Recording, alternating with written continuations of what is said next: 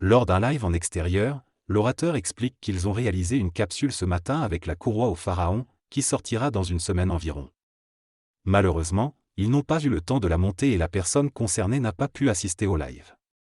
Ils espèrent que la capsule plaira aux spectateurs, car ils ont filmé de beaux endroits à Marseille.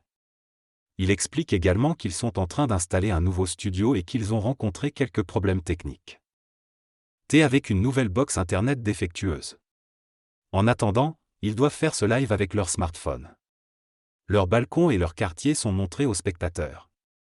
Ils mentionnent également quelques erreurs de typographie dans un de leurs livres et prévoient de sortir un autre livre sur l'arbre séphirotique.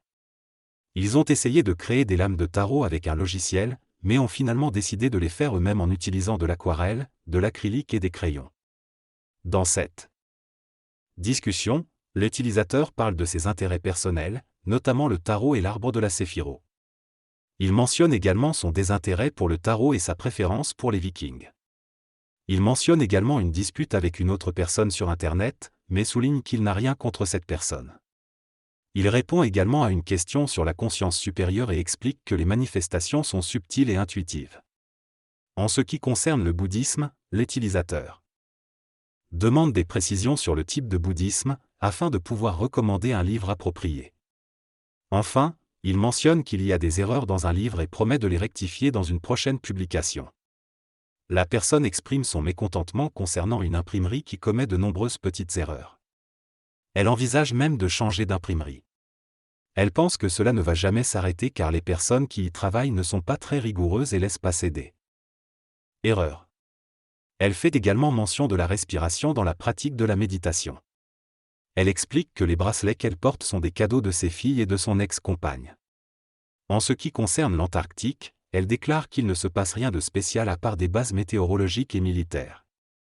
Elle parle ensuite de la concentration et mentionne qu'elle utilise la méthode de la méditation pour améliorer sa concentration. Elle affirme également que les sociétés secrètes, les Illuminati, n'existent plus depuis longtemps. Enfin, elle évoque le sujet de la visualisation et le fait que certaines personnes y parviennent facilement après quelques semaines de méditation, tandis que d'autres n'y arrivent pas, et que cela dépend de chacun. Finalement, elle mentionne des troubles civils dans certaines villes américaines, mais que cela n'est pas beaucoup médiatisé. La personne exprime son ignorance concernant certains sujets dont la CIA, le projet de la Gateway Expérience, les effets Mandela et le projet de Klaus pour 2030.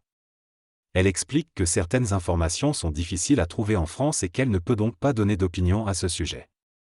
Elle remet également en question la réalité de certains faits, tels que les phénomènes ou les effets Mandela, qui seraient selon elle des erreurs de perception. En ce qui concerne l'évolution de la conscience, elle explique qu'elle peut évoluer vers une conscience métatronique avec le temps. Elle déconseille la respiration inversée et explique que cela peut entraîner des étourdissements. Elle mentionne les différents degrés dans la franc-maçonnerie et souligne que certaines loges peuvent être fictives. Elle affirme également que les fœtus ne sont pas conscients, mais ont un état de conscience modifié dans les premières semaines de vie.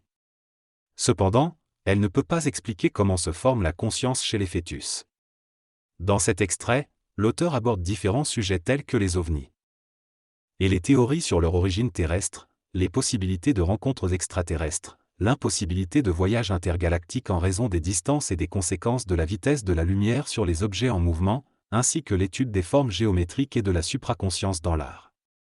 Il explique notamment que les esprits n'existent pas et que les phénomènes semblants paranormaux peuvent être expliqués par des Merkabah, des véhicules célestes éthériques.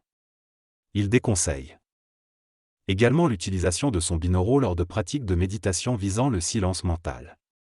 Dans cette séquence de dialogue, il est question de divers sujets tels que la catatonie, les voyages astraux, les capsules d'oracle du futur et les fréquences sonores. L'auteur mentionne également la possibilité de ressentir une sensation froide au niveau du troisième œil lorsqu'on le décrasse, puis aborde la question des rêves et des pensées que pourrait avoir une autre personne à notre égard. Il mentionne également les sons à 430 et 440 Hz, tout en notant qu'il y a de nombreuses informations disponibles sur Internet, mais qu'il faut faire preuve de discernement. Enfin, il évoque la possibilité de franchir le mur de la lumière à 4 Hz et d'entrer dans le trou noir supermassif au centre de notre galaxie. Certaines informations dans votre message ne sont pas pertinentes pour une synthèse cohérente en français. Si vous souhaitez une synthèse, veuillez spécifier les Information importante et pertinente que vous aimeriez inclure. Les disciples ont appris par cœur les enseignements de Boubekr, le premier calife, et ont commencé à écrire le Coran sunnite. Ce courant a une approche fondamentaliste qui interdit toute modification ou interprétation du texte du Coran. Cependant, il existe une autre voie, plus ésotérique, appelée la voie chinoise ou la voie de la Shia, qui permet la spéculation et la découverte de clés de décodage pour une compréhension plus profonde du Coran. Une scission s'est produite entre les sunnites et les partisans d'Ali, les représentants du courant ésotérique. Il est également dit que le New Age représente une menace pour le christianisme en France, car de moins en moins de gens fréquentent l'Église et se tournent vers des pratiques occultes. En ce qui concerne le Saint Graal, il est symbolisé par l'objet tibétain Vajradorje, utilisé dans les pratiques méditatives. Il est mentionné que le Graal réside autour du 4e chakra et peut être activé par le Vajradorje. Finalement, le manque de batterie de l'appareil utilisé pour le discours risque de mettre fin à la diffusion. Dans cette conversation, l'auteur parle de différents sujets, tels que l'hypnose, le taoïsme et les dragons. Il explique que le dragon de la peur est le plus difficile à surmonter, puisqu'il provoque une rigidification musculaire. Il mentionne également l'importance de la respiration et de la vacuité cérébrale pour maîtriser les dragons. R aborde également la question des majuscules et fait référence à une absence de 5e projet chez l'homme. Il mentionne également les âmes et affirme qu'elles ne se retrouvent pas systématiquement dans chaque incarnation. Enfin, il parle des ondes de terrain et de leurs applications médicales et militaires, mentionnant notamment des dispositifs permettant de voir à travers les murs. Il évoque également les effets que ces ondes peuvent avoir sur le corps, causant des symptômes tels que des vomissements. En résumé, il s'agit d'une conversation qui aborde de nombreux sujets, notamment l'hypnose, les dragons, les majuscules, les âmes et les ondes de terrain. Dans cette synthèse, il est mentionné que des camions arrivent dans les villes et provoquent des réactions négatives chez les gens, tels que des maux de tête et des vomissements. Il est également dit que notre planète est consciente et possède un champ métatronique qui peut être fusionné avec. Ce champ métatronique est décrit comme étant divin et pouvant abriter de la vie consciente. Il est mentionné que les divinités existent et sont l'équivalent des archanges dans les religions abrahamiques.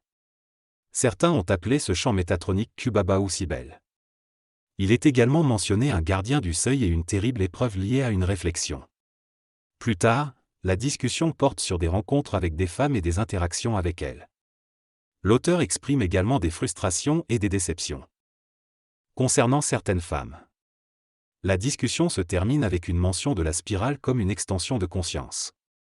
L'individu mentionne avoir expérimenté certains effets liés à la présence et au toucher divin, tels que des phénomènes poltergeist et des sensations de caresse. Il affirme que le christianisme est en déclin, avec une diminution du nombre de paroissiens. Il explique également qu'il est possible de savoir si l'on est une vieille âme en effectuant une séquence de conscience et en récupérant sa mémoire karmique. Il mentionne brièvement la possibilité d'apparition de formes merkabiques sur les photos, mais admet ne pas en savoir plus à ce sujet. Il ne parle pas beaucoup de ses vies antérieures, car cela peut faire passer pour fou, et considère que c'est personnel et intime. Il donne une explication sur l'Atlantide, qui était constituée de plusieurs cités-États dispersées plutôt qu'un lieu précis. Il mentionne également les grands maîtres du Grand Orient de France et les loges égyptiennes comme étant potentiellement conscients, mais ils représentent une minorité au sein de la franc-maçonnerie. La personne parle de différents sujets tels que les blocages énergétiques, les maux de tête liés à la respiration, les supports conscients et hyperconscients, Madonna, Macron, la perte de sensations corporelles, les relations hommes-femmes, et le rêve de Dieu.